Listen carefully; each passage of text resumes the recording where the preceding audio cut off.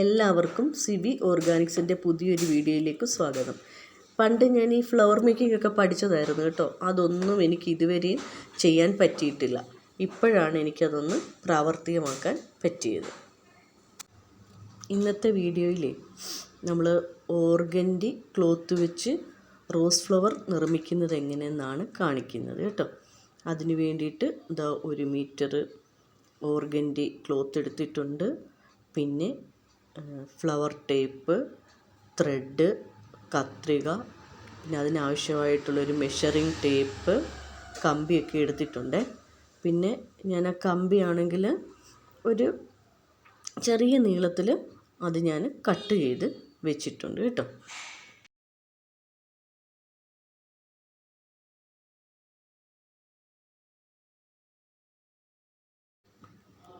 ഇനി നമുക്ക് ഇതൊരു ടേപ്പ് വെച്ച് അളന്നെടുക്കാം. ഇതിൻ്റെ അളവെടുക്കുന്ന ഉടനെ ആദ്യം ഞാൻ 3.5 സെൻറ്റിമീറ്ററാണ് എടുക്കുന്നത് കേട്ടോ. അത്രയും നമുക്ക് 3.5 സെൻറ്റിമീറ്റർ ലെങ്ത്ത് വേണം. അത് നല്ലതുപോലെ മടക്കിയെടുത്തിട്ട് ഇനി ചെറിയ ചെറിയ ഭാഗങ്ങളായിട്ട് മടക്കി നമുക്ക് കട്ട് ചെയ്തെടുക്കാം.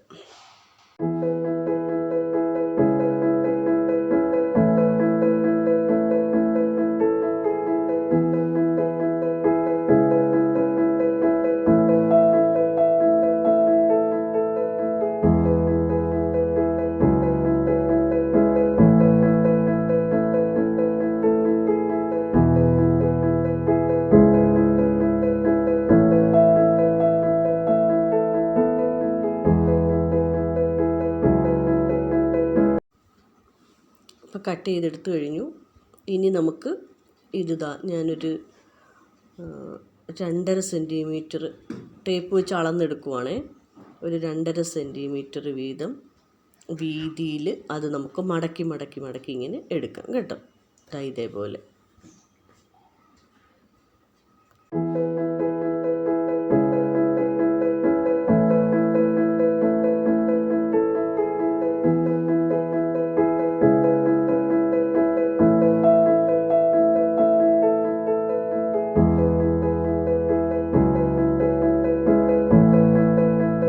ഇപ്പോൾ നമ്മളെല്ലാം മടക്കിയെടുത്തു. ഇനി ഇത് കട്ട് ചെയ്തെടുക്കണം. കട്ട് ചെയ്തെടുക്കുമ്പോൾ ഇതെല്ലാം ഒരു സ്ക്വയർ രൂപത്തിലായിരിക്കും കിട്ടുന്നത്. കണ്ടോളൂ.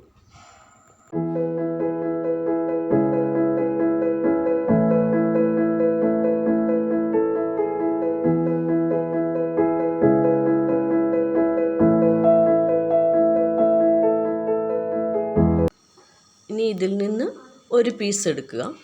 ആ ഒരു പീസ് എടുത്തിട്ട് കോണോട് കോണാണ് നമ്മളിത് മടക്കുന്നത്. 2 സൈഡും ഇങ്ങനെ കോണോട് കോൺ മടക്കുക.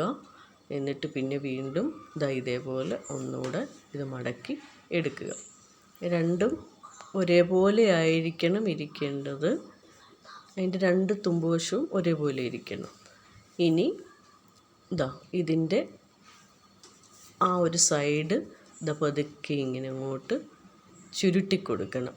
ഇനി വേണമെന്നുണ്ടെങ്കിൽ ചെറിയ കമ്പിയോ അങ്ങനെയുള്ള സാധനങ്ങൾ, ഈർക്കിലോ എന്തെങ്കിലും വെച്ച് മടക്കി കൊടുക്കാം. ഞാനിപ്പോൾ കൈ കൊണ്ട് തന്നെയാണ് ഇതിങ്ങനെ മടക്കുന്നത്. അതിൻ്റെ 2 സൈഡും ഇതേപോലെ മടക്കിയെടുക്കുക. ഇത് മടക്കിയെടുത്തിട്ട് അതിന് ശേഷം ഇത് തിരിച്ച് പിടിക്കണം. ഇപ്പോൾ നമ്മൾ ആ മടക്കിയെടുത്തതിൻ്റെ ബാക്ക് സൈഡ്, അതിൻ്റെ ബാക്ക് സൈഡ് ഇങ്ങനെ എടുത്തിട്ട് നമ്മുടെ തമ്പ് നെയിലുണ്ടല്ലോ, ആ തമ്പ് നെയിൽ വെച്ചിട്ട് ഇതേപോലെ തന്നെ ഏറ്റവും അടിഭാഗം ഒന്ന് ചുരുട്ടി കൊടുക്കുക. ഇത് ചുരുട്ടിയെല്ലാം എടുത്ത് കഴിയുന്നുണ്ടെങ്കിൽ ഒരു പെറ്റൽ കിട്ടും റോസാപ്പൂവിൻ്റെ. അതുപോലെ കുറേ അധികം പെറ്റൽസ് ചെയ്ത് കഴിഞ്ഞു. ഇനി ഒരു റോസ് ഫ്ലവർ ചെയ്യാൻ വേണ്ടിയിട്ട് ഒരു 8 പെറ്റൽസാണ് എടുത്തേക്കുന്നത്. വലിയ റോസ് ഫ്ലവറാണ് നമ്മൾ ചെയ്യുന്നത്, അതുകൊണ്ടാണ് 8 എണ്ണം എടുത്തേക്കുന്നത്. ഇനി അവിടെ കട്ട് ചെയ്ത് വെച്ചിരിക്കുന്ന കമ്പിയുണ്ട്, ആ കമ്പി എടുക്കണം.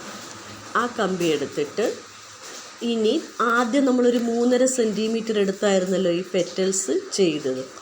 അതിനേക്കാട്ടിലും ഇച്ചിരി അളവ് കുറഞ്ഞത്, അതായത് ഒരു 2 സെൻറ്റിമീറ്ററൊക്കെയുള്ള ഒരു പീസ് കട്ട് ചെയ്തെടുക്കണം. കട്ട് ചെയ്തെടുത്തിട്ട് ഇനി വീണ്ടും നമ്മൾ ആദ്യം ആ പെറ്റൽ ചെയ്യാൻ മടക്കിയതുപോലെ തന്നെ കോണോട് കോൺ മടക്കുക.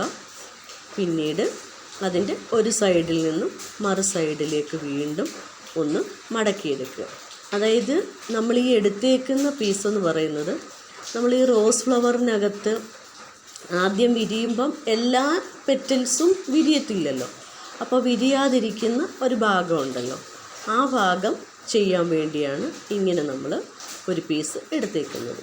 ഇനി ആ കമ്പി ആ എടുത്തേക്കുന്ന പീസിൻ്റെ അടിയിൽ കൂടെ മുകളിലേക്ക് ഇങ്ങനെ ആക്കി അത് നല്ല ടൈറ്റാക്കി ഒന്ന് അമർത്തി വെക്കുക. അമർത്തി വെച്ച് കഴിഞ്ഞാൽ നല്ല ടൈറ്റാകും. എന്നിട്ട് അതിൻ്റെ ഒരു സൈഡിൽ നിന്ന് ഇതേപോലെ തന്നെ മൊത്തത്തിൽ അതിങ്ങനെ ആ കമ്പിയിൽ ചുറ്റിയെടുക്കുക. കണ്ടോളൂ.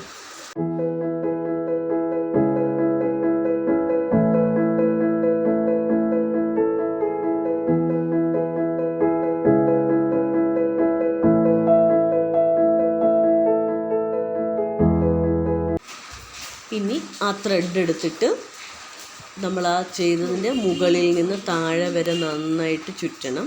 നല്ല ടൈറ്റായിട്ട് വേണം അത് ചുറ്റാൻ. കണ്ടോളൂ.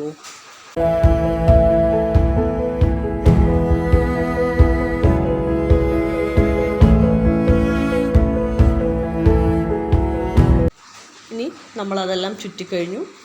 ആദ്യത്തെ പെറ്റലെടുക്കുക.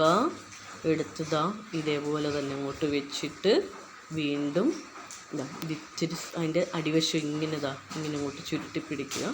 എന്നിട്ട് പിന്നെ ത്രെഡ് എടുത്ത് വീണ്ടും ആദ്യം പറഞ്ഞതുപോലെ തന്നെ നന്നായിട്ട് ചുറ്റി ഇതുപോലെ ആക്കിയെടുക്കുക. അങ്ങനെ ഇനി ഓരോ പെറ്റലും എടുത്തിട്ട് അതിൻ്റെ 4 സൈഡിലുമായിട്ട് ഇതേപോലെ തന്നെ ത്രെഡ് ചുറ്റി എടുക്കുക.